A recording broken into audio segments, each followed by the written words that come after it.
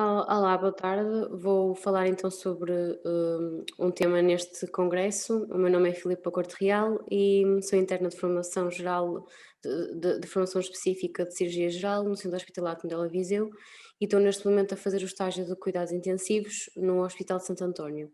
Vou então falar sobre a utilização de fármacos vasopressores em catéter periférico. Vou então fazer uma breve introdução sobre o estado da arte da utilização de vasopressores em catéter venoso periférico, vou abordar a definição de choque, objetivos de utilização dos vasopressores, os vasopressores em si, as vantagens e desvantagens do uso em catéter periférico e catéter central, as complicações do uso de vasopressores, gestão das complicações e as conclusões finais. Atualmente o choque é uma importante causa de mortalidade, a nível mundial e o choque exige reconhecimento e resposta imediata. Os fármacos vasopressores são frequentemente utilizados para melhorar a função hemodinâmica nos doentes em choque e a sua administração ainda é preferencialmente utilizada em cateteres venosos centrais. A utilização dos cateteres venosos centrais está reservada a profissionais experientes, consome recursos e tempo este que é indispensável na gestão do doente crítico. Sabemos também que a demora na sua colocação está associada a atraso do início de vasopressores e a utilização de cateteres venosos centrais acarreta morbilidade tanto a curto como a longo prazo. A utilização de vasopressores em cateteres periféricos tem sido alvo de mais estudo, por causa destas razões todas. Os cateteres periféricos são mais rapidamente colocados e acarretam menos complicações, tanto a curto como a longo prazo. Sabe-se que o início precoce de vasopressores em catéter periférico pode acelerar o tratamento dos doentes em choque e, com isso, aumentar a sobrevida destes doentes, e sendo que é necessário reconhecer as complicações associadas à sua utilização. O choque é então um estado de hipóxia tisular e celular. No choque existe diminuição da distribuição de oxigênio aos tecidos e ou um aumento do consumo de oxigênio ou à sua utilização inadequada. De realçar o choque distributivo, nomeadamente o choque cético e o choque hipovolémico, como os mais importantes no doente cirúrgico. Como objetivos da utilização dos vasopressores, sabemos que os vasopressores pretendem restaurar a perfusão dos tecidos, retomar a entrega de O2 e prevenir a lesão de órgão. Os objetivos então são que as pressões arteriais médias sejam superiores ou iguais a 65, o débito urinário seja superior a 0,5 ml/kg e os lactatos sejam inferiores a 2 ou haja uma descida de 10% face ao valor inicial em 6 horas. Quanto aos tipos de choque e as medidas iniciais, sabemos que no choque distributivo existe uma diminuição da resistência vascular sistémica, levando isso a uma vasodilatação periférica e a uma diminuição do volume intravascular. Hum, como medida inicial, sempre em qualquer choque, pelo menos em quase todos, é a instituição de fluidoterapia. No choque distributivo pode-se também, se estiver indicado, fazer utilização de produtos sanguíneos, antibióticos, sobretudo no choque cético, e os vasopressores, então. No choque hipovolémico temos uma diminuição do débito cardíaco, levando a uma diminuição do volume intravascular. Deste modo, a fluidoterapia sempre à cabeça, os produtos sanguíneos, se for esse o caso, e os vasopressores. No choque cardiogénico é comum, por falência de bomba de causa cardíaca, é comum a necessidade de utilização de inotrópicos e o controlo das arritmias. No choque obstrutivo, lá está sempre à cabeça a fluidoterapia, vasopressores e o tratamento da obstrução. Como medidas para todos os tipos de choque são a oxigenoterapia, reposição iónica, o controle glicémico, a albumina se for o caso e o bicarbonato se estiver indicado. Os vasopressores são fármacos então que induzem vasoconstrição e têm como objetivo aumentar as pressões arteriais médias. Atuam em vários receptores, nomeadamente o receptor alfa-1, que se encontra nos vasos e tem um efeito vasoconstritor potente e um pouco efeito cronotrópico. Os receptores beta-1 são então o contrário, têm um efeito vasoconstritor fraco e um efeito inotrópico e cronotrópico maior. Os receptores beta-2 têm um efeito vasodilatador, os receptores de dopamina na circulação renal, mesentérica, coronária e cerebral têm um efeito vasodilatador, mas também sabemos que com o aumento das doses de dopamina vai haver um aumento do seu efeito vasoconstritor por indução de noradrenalina. E os receptores angiotensina têm efeito vasoconstritor também pela ativação do sistema renina-angiotensina-aldosterona com a secreção de vasopressina. Então, tendo assim os vasopressores, podemos ver então que a noradrenalina tem um maior efeito nos receptores alfa-1, portanto vasoconstrição, e um menor efeito na contratilidade, embora ainda o tenha, e é a primeira linha no choque cético. A fenilefrina também tem esse efeito vasoconstritor potente, mas já não tem efeito na contratilidade, portanto é uma segunda linha no choque cético. A adrenalina é a primeira linha no choque anafilático, porque além de ter um efeito vasoconstritor que é dose dependente, aumenta com a dose, também tem um efeito de contratilidade superior à noradrenalina. E é então uma segunda linha no choque cético. A efedrina está indicada sobretudo na hipotensão pós-anestésica. Aqui neste slide vemos então que a dopamina, tendo em conta as suas doses, com o aumento da dose, vai ter mais efeito vasoconstritor e mantendo então o seu efeito de contratilidade. É uma segunda linha no choque cético em doentes com bradicardia e com baixo risco de taquiarritmias, porque realmente a dopamina induz risco de arritmias. Os inotrópicos são então fármacos que aumentam a contratilidade cardíaca, à cabeça a dopamina, com ação nos receptores beta 1, sobretudo, que vai induzir vasodilatação e contratilidade cardíaca. Está indicado então no choque cardiogénico ou na insuficiência cardíaca refratária. Quanto ao uso racional dos vasopressores, há três conceitos que devemos ter em conta, que são as suas ações diretas ou reflexas. Sabemos que um agente pode afetar a pressão arterial média por várias ações nos receptores adrenérgicos e por ações reflexas desencadeadas pela resposta farmacológica. Sabemos que o efeito adrenérgico pode ser dose dependente, como é o caso da adrenalina e da dopamina, e que pode haver efeito múltiplo por atuação em vários receptores. Temos também estes vários princípios na utilização racional dos vasopressores. Vou falar então da ressuscitação volémica. É essencial que antes de começarmos os vasopressores tenhamos já iniciado uma reposição volémica previamente. Sobretudo no choque cético, a utilização de vasopressores está indicada se apesar de ter havido uma ressuscitação volémica adequada, as pressões arteriais médias ainda se encontrem abaixo dos 65 mililitros por mercúrio. Existe também necessidade de selecionar o fármaco e ajustar a sua dose de acordo com a etiologia do choque. Vamos utilizar os vasopressores que sejam mais indicados, como falei anteriormente. Se precisarmos de doses máximas de um fármaco para atingir os objetivos, temos que adicionar outro. As vias de administração podem ser pelo CVC ou pelo CVP, como vou falar mais à frente. Deve ser feita uma monitorização apertada da utilização destes fármacos, porque pode ser necessária a mudança para outro fármaco se a etiologia do choque mudar.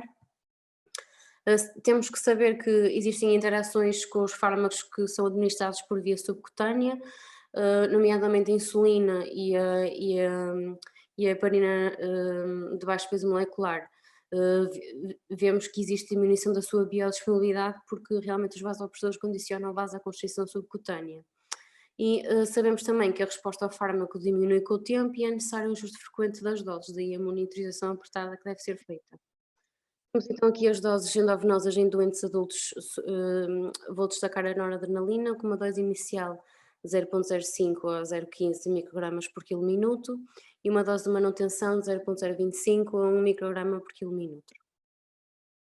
Como complicações, vou falar então das complicações gerais da utilização de vasopressores, que são as arritmias, como já tínhamos falado, por exemplo, da dopamina, os estados de hiperglicemia por inibição da secreção de insulina, infarto agudo de miocárdio, devido ao efeito cronotrópico e inotrópico que pode ser exagerado, e efeitos locais, e estes são os mais importantes quando falamos da utilização dos vasopressores em catéter periférico, que esses efeitos são então por extravasamento ou lesão tecidular local.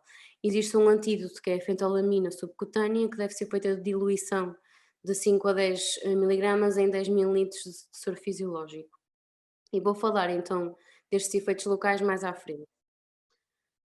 Em termos de vantagens e desvantagens da utilização de vasopressores em catéter central ou catéter periférico, sabemos que para a utilização de vasopressores durante médio e longo prazo, utilizá-los no catéter central ainda é via preferencial nestes doentes. Existem mais estudos nesta área e múltiplas utilizações no doente crítico. Como desvantagens, é reservada a profissionais experientes, acarreta maior custo, maiores recursos e tempo, e este tempo que é gasto é tempo que se perde no início dos vasopressores, portanto há um atraso no tratamento do choque. Eles também acarretam mais morbilidade, hum, por exemplo, na colocação, como é o caso do pneumotórax ou hemotórax, e a longo prazo, como é o caso das bacteriémias ou de complicações trombóticas. Nos catéteres venosos periféricos, a utilização tem sido alvo de cada vez maior estudo, são mais fáceis de colocar, acarretam menos recursos, menos custos, menos complicações tanto a curto como a longo prazo, e sabemos que o início precoce de vasopressores vai acelerar o tratamento do choque e isso tem impacto na sobrevida. E o uso de vasopressores por catéter periférico é seguro quanto mais curto for esse prazo e mais vantagens tem.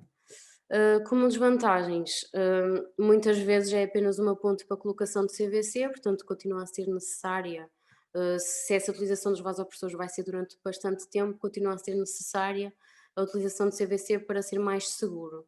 Existem complicações locais, como extravasamento e lesão tecidular, e são necessários mais estudos para avaliar a gestão destas complicações. Os vasopressores são vasoconstritores potentes e então estes efeitos locais são por extravasamento ou lesão local.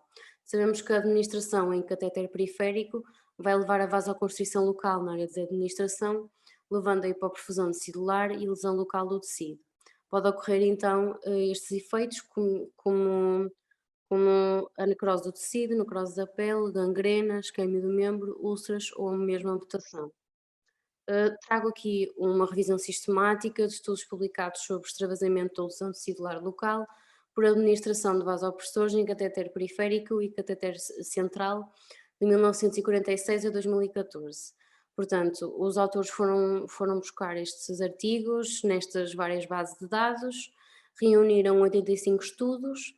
Nesses 85 estudos analisaram 270 doentes, com 325 eventos de complicações locais. 318 desses 325 eventos resultaram da administração de vasopressores em catéter periférico. Portanto, desses 318, 204 tiveram de lesão tecidular local e 114 tiveram de extravasamento. Os que tiveram lesão tecidular local, a maioria teve necrose da pele e 20 tiveram gangrena. A noradrenalina foi o vasopressor mais utilizado, seguida da dopamina, e a duração média da administração do vasopressor era de aproximadamente 55 horas antes de haver as complicações. No caso dos que tiveram lesões por extravasamento, 75% não resultou em nenhuma lesão tecidular, a noradrenalina foi a mesma o vasopressor mais utilizado, e a duração média de administração do vasopressor era de cerca de 35 horas antes de ter havido essas complicações. Em ambos os grupos, a localização do catéter periférico era mais distal à fossa antecubital ou poplítea.